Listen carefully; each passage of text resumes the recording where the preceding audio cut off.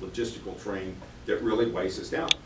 And I didn't know I was going to be fortunate enough to have the spin-offs of exactly what the Navy has done up to this point with respect to compact condensers, reactors that operate on submarines up through to aircraft carriers.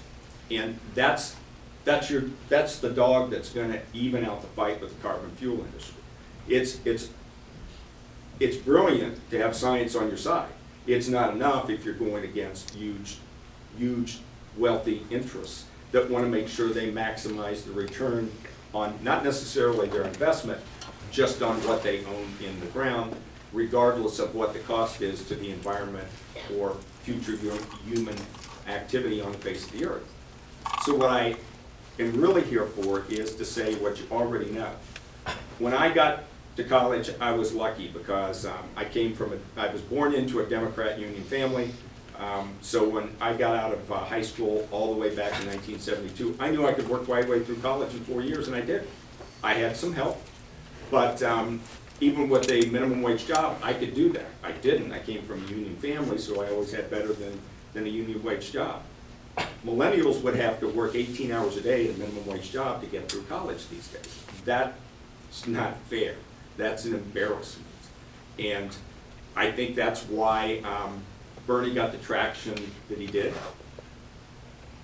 It wasn't Bernie, it was the people, it was millennials and others that just saw the nature of the unfairness, the shift of wealth to the 1%, as well as a younger generation that was getting the short end of the stick, was getting screwed, because your degrees cost more and they're worth less.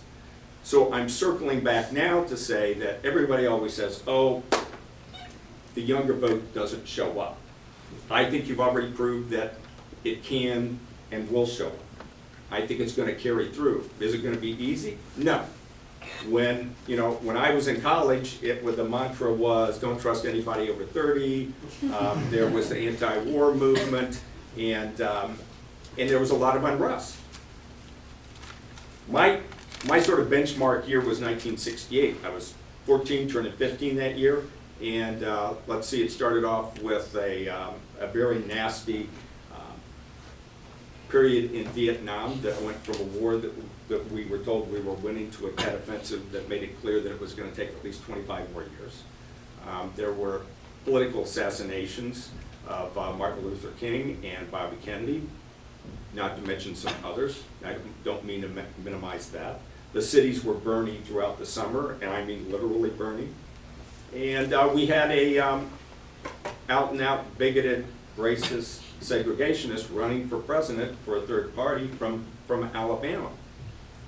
That's why when I say to people, hey, we're really in a precarious position now, I said, it's a lot better than 1968. It's vastly different than 1968, because I remember I was scared. I see nothing but hope on the horizon because of two things. I think that millennials will bet on tomorrow's technology, and technology is what's going to get us past intractable problems. And I also see millennials as having every self-interest and altruistic interest in moving towards that technology, to sustainability. So I'm here to tell you that I believe in you.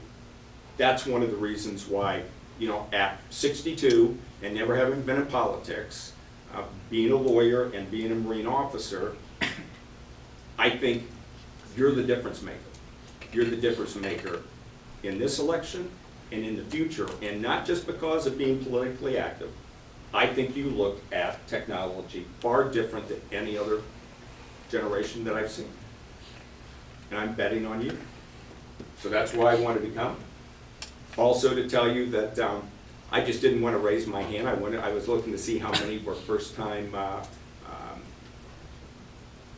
members of families that got to college. And I think we need to continue with that. It should always be at least 50% or more that it's the first time that a family is putting someone in college. So I'm proud to be here. And I look forward to any questions when we get to that point. I think we're at that point right now. And, Yes, so. Liz, go ahead. Does anybody have any questions immediately? You mentioned a joint effort for sustainability between the military and obviously scientists. I wanted to know what your thoughts are. What's the military's motivation for working for sustainability when the carbon industry is, you know, a big money producer, a big national income, and then kind of funds the military? What's their motivation to move towards sustainability? Their motivation is just what I talked about. It's been, when you talk about sustainability, particularly to the Navy Marine Corps team, it makes us more capable, more ready if we have a lower logistical level. Right. It doesn't mean you're going to automatically have a military that's always going to tend towards kinetic, let's kill our way out of problems. It's the capabilities. If you show up to it's the old saying, if you're invited to a knife fight, show up with a gun, because then the knife fight is more likely not to take place. And so it's a question of projecting power.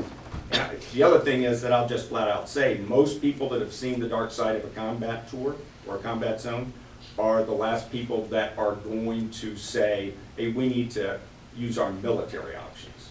And to keep from using our military options, you need to be able to operate without, look, there's plenty of special operators, Special Operations Command that will tell anybody, hey, when you fill up your gas tank, think about me.